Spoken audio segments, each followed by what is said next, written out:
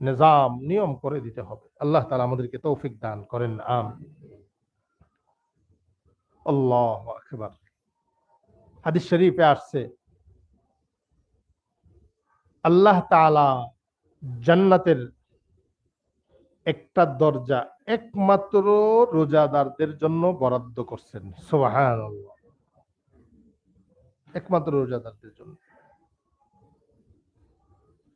Feel জান্নাতি থামানিয়াতু আবওয়াব।